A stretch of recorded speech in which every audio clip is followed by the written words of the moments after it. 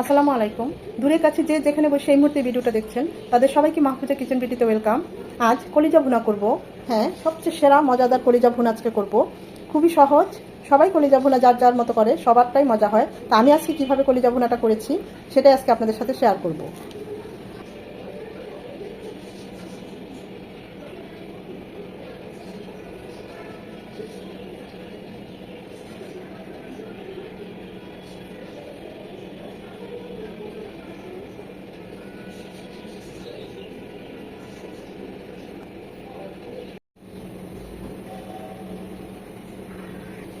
কুরবানির গরুর কলিজা ভুনা করব। এখানে শুধু কলিজা না, ফ্যাপসা নিয়েছি, মানে সব কিছু, গুর্দা ফ্যাপসা যা আছে সবই মানে নিয়েছি। শুধু কলিজা ভুনা ভালো লাগে না। ঢোর, এই যেরকম গুর্দা, সব কিছু, কালি কলিজা, এটাকে তো আমরা কালি কলিজা বা তিল্লি বলি অনেকে, যে যেভাবে বলে, সব ধরনের নিয়েছি। ঢোর, যে ঢোরটা থাকে সেটাও নিয়ে নিয়েছি। চর্বি নিয়েছি, যেরকম ঢোর চর্বি নিয়েছি, ছোট ছোট করে এরকম কেটে নিয়েছি। খুব ভালোভাবে ধুয়ে পরিষ্কার করে নিয়েছি। কলিজা যতবারই ধুবেন ততবারই দেখবেন রক্ত বের হচ্ছে, কারণ কলিজা মানেই রক্ত। আমি এরকম ছোট ছোট পিস করে নিয়েছি। তো এখন এগুলো ভাপ দিয়ে নেব। আমি আগেই চুলায় পানি বসিয়ে দিয়েছি। এখন এই পানিতে এই সব কিছু ভাপিয়ে নেব, ভালোভাবে সেদ্ধ করে নেব আর কি। জাস্ট 30 থেকে 40% এটাকে সেদ্ধ করে, যেহেতু ফ্যাপসা আছে, ফ্যাপসাগুলো উপরে ভেসে আসছে। যখন আবার মানে কুক করবো তখন আবার এরকম হবে না। ফ্যাপসাগুলো একটু বড় বড় রেখেছি, আমার কাছে কলিজাতে ফ্যাপসাই ভালো লাগে। এগুলো এখন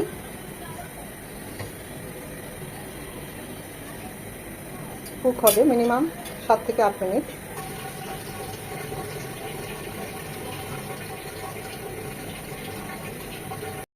যখন কলিজাটা এরকম 30 থেকে 40% কুক হয়ে যাবে, দেখুন পানিটা কেমন ময়লা হয়ে গিয়েছে।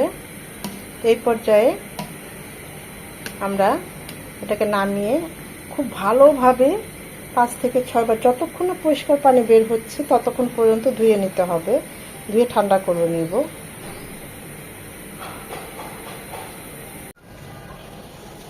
কলিজাটা ভুনা করার জন্য দিয়ে দিচ্ছি সয়াবিন তেল 1/2 কাপ। তেলটা গরম হয়ে এলে দিয়ে দেবো কিছু গোটা মশলা, 6-7টা সাদা এলাচ। অবশ্যই এলাচটা থেতো করে দিবেন, এতে করে সুগন্ধটা বের হয়ে আসবে।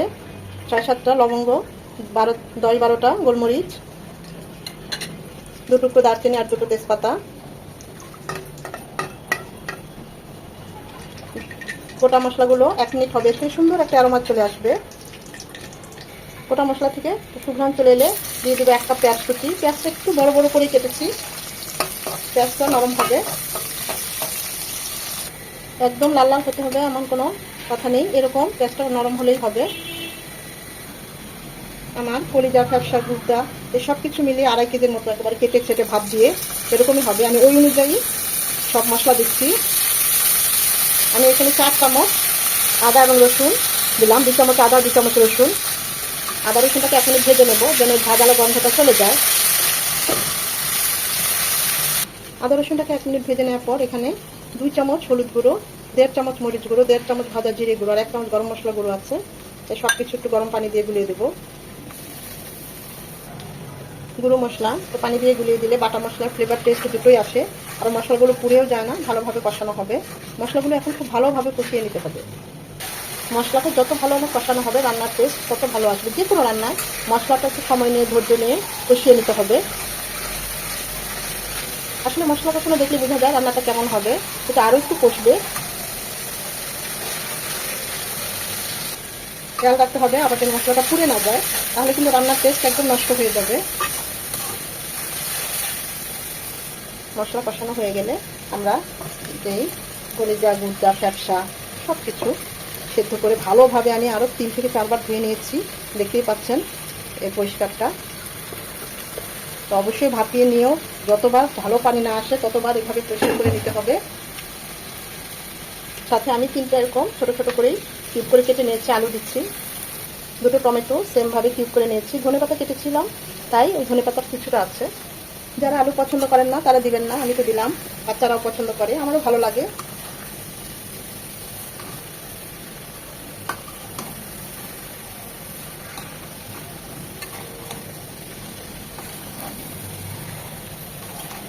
মশলার সাথে খুব ভালোভাবে নেড়ে চেড়ে মিশিয়ে দিতে হবে। মশলার সাথে কলিজাটা আর আলুটা ভালোভাবে কষবে মিনিমাম 4 থেকে 5 মিনিট। মাছে অবশ্যই আরেকবার নেড়ে দিতে হবে। আমি মাছে আরও 2 বার নেড়ে দিয়েছি। ভালোভাবে যখন কলিজা আলু সব কিছু কষানো হয়ে যাবে তখন এখানে দিয়ে দেবো ফুটানো পানি। আমি আগেই পানি ফুটিয়ে নিয়েছি। আসলে ঝোলটা যে যেমন রাখবেন ওই অনুযায়ী দিবেন।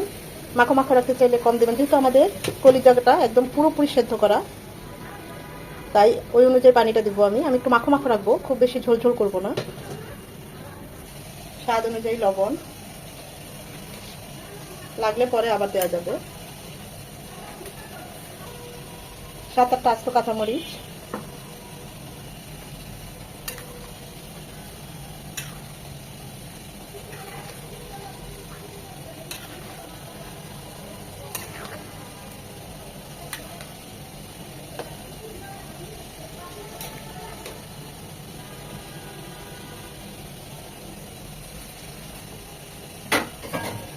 এটা এখন কুক হবে 15 থেকে 20 মিনিট। মাছে অবশ্যই আবার নেড়ে দিতে হবে। মাছে অবশ্য আমি আর একবার নেড়ে দিয়েছি। এই পর্যায়ে দিয়ে দিচ্ছি আরও 1 চামচ গরম মশলা গুঁড়ো, 1 চামচ ভাজা জিরের গুঁড়ো, 1/2 চামচের একটু বেশি জয়ফল জয়িত্রী গুঁড়ো। এ পর্যায়ে ঝাল লবণ সব টেস্ট করে নিতে পারেন।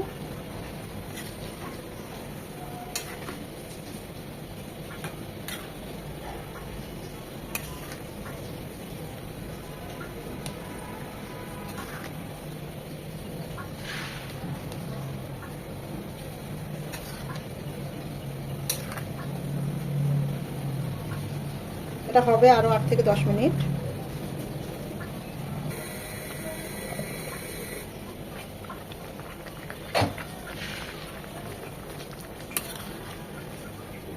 আমি অবশ্য মাঝে আরও 1 থেকে 2 বার নেড়ে দিয়েছি, টেস্ট করেছি, সব ঠিক আছে, আলুগুলো সেদ্ধ হয়ে গিয়েছে। আর ঢাকবো না, 2 থেকে 3 মিনিট আর একটু ঝোলটা টানিয়ে নেব, কারণ আলু কিন্তু ঝোল টানে। যারা একদম ভুনা ভুনা করতে চান তারা আরও 5-7 মিনিট ঝোলটা টানিয়ে একদম ভাজা ভাজা করে নিতে পারেন।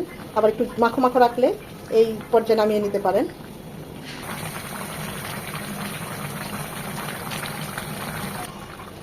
নামানোর আগে ধনেপাতা কুচি দিয়ে নামিয়ে নেব।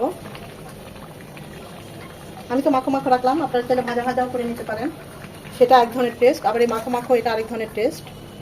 এই ঝোলটুকুও থাকবে না, যেহেতু আলু আছে, ঠান্ডা হওয়ার সাথে সাথে এটুকু আরেকটু কমে যাবে।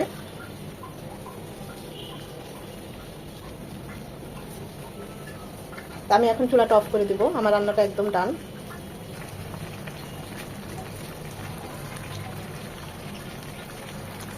এর আগেও আমি কলিজা ভুনা করে দেখিয়েছি, তবে আমার কাছে মনে হয়েছে আজকে একদম সেরা এবং খুব সহজভাবে কলিজা ভুনাটা হয়েছে। আগে বলেছি যারা আলু পছন্দ করেন না তারা আলু দিবেন না। অসম্ভব মজা হয়েছে, অসম্ভব মজা। দেখতেই পাচ্ছেন কতটা লোভনীয় হয়েছে।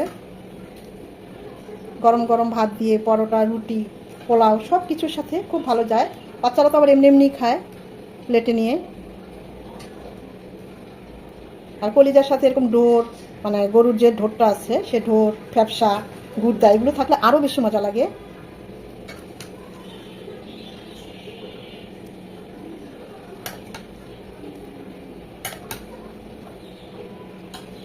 আশা করি ভিডিওটা ভালো লেগেছে। যদি ভালো লেগে থাকে অবশ্যই একটা লাইক দিবেন, কারণ আপনাদের এই একটা লাইক পরবর্তী ভিডিও করতে উৎসাহিত করে, সাহায্য করে। ফ্রেন্ডস অ্যান্ড ফ্যামিলির মাঝে বেশি বেশি করে শেয়ার করে দিবেন, যেন তারাও এরকম সহজ এবং মজার মজার রেসিপি দেখতে পায়। সময় নিয়ে যারা এতক্ষণ ভিডিওটা দেখেছেন তাদের সবাইকে অসংখ্য ধন্যবাদ। সবাই ভালো থাকবেন, সুস্থ থাকবেন, নিজের প্রতি যত্ন নেবেন।